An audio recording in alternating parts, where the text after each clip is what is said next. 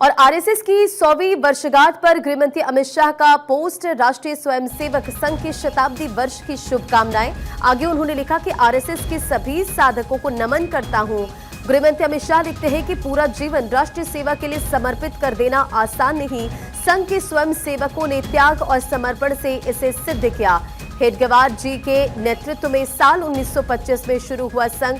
अमित शाह ने आगे इन तमाम बातों का जिक्र करते हुए लिखा कि आज संघ दुनिया का सबसे बड़ा सामाजिक संगठन बन गया है।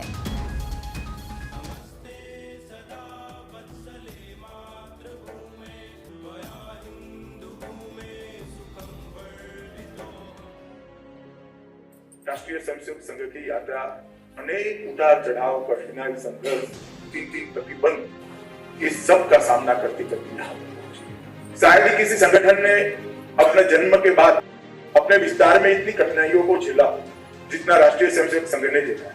कई बार लगता था कि ये प्रकाश देने वाली ज्योति शायद हमेशा के लिए बुझ तो नहीं जाएगी। ऐसे भी समय संघ के जीवन काल में आए, परंतु और प्रदीप्त होकर ज्योति फिर से एक बार।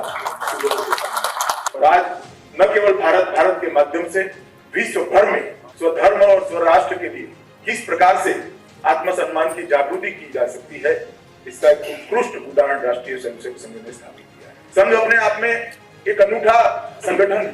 1925 का कालखंड जब संघ की स्थापना हुई, उन्हें डॉक्टर साहब सोचते थे कि देश गुलाम क्यों हुआ, और जब तक गुलाम करने वाले देश को गुलाम होने के लिए बाध्य करने वाले कार्यों को निर्मूल नहीं कर सकते, देश की स्वतंत्रता को कभी हम अक्षुण्ण नहीं रख सकते। वो डॉक्टर थे, रोग को मूल से निर्मूल करने का जो गुण था, उसी के कारण आज संघ को ये कार्य पद्धति से होकर। जब संघ की स्थापना की, कोई बड़े बड़े स्कूल, कोई बड़े बड़े कॉलेज, कोई बड़े बड़े थीसिस, ऐसा कुछ नहीं था। कुछ बच्चे शारीरिक करने के लिए शाखा में इकट्ठा होते थे, शाखा समाप्त होने के बाद उनका बौद्धिक होता था।